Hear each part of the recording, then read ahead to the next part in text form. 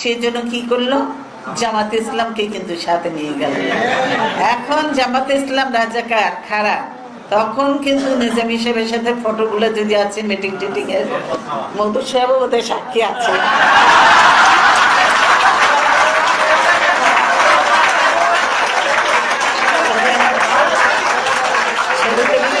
দেখেন ছবি তো আমি তুলিয়েছিলাম। হয়তো আপনি মাইন্ড সেট করে রেখেছিলেন যে বিএনপিতে আসবেন, সেই জন্য একটা রেকর্ড রেখেছিলেন। সেই ছবিগুলা কিন্তু এখনো আছে, সাক্ষী হিসেবে আছে যে তারা কিভাবে মিটিং করেছে, কেউ সালাম করছে, কেউ ঝুঁকে সালাম করছে, নানা রকম অঙ্গভঙ্গির ছবি আছে। তো জামাত ইসলামের সঙ্গে সখ্যতা কাদের বেশি ছিল? তাদের ছিল, সেজন্য তাদের ছিল।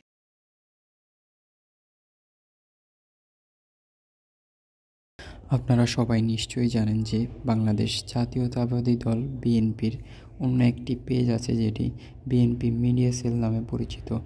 সেখানে 2013 সালের 25শে আগস্টে একটি পোস্ট করা হয়।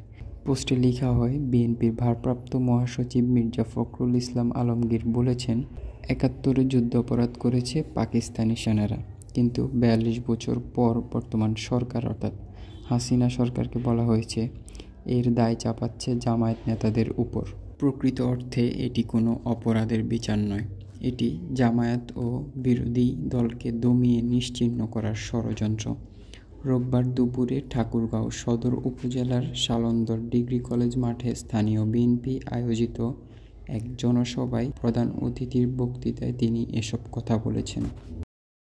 আচ্ছা, এখন কথা হচ্ছে, বিএনপি যখন মজলুম ছিল অর্থাৎ আওয়ামী লীগের নির্যাতনের শোষিত ছিল, তখন তারা জামায়াতকে সবসময় সাপোর্ট করত, কিন্তু এখন হঠাৎ করে বিএনপির সুর চেঞ্জ হলো কেন? কেনই বা তারা এখন জামায়াতকে দেখতে পারে না?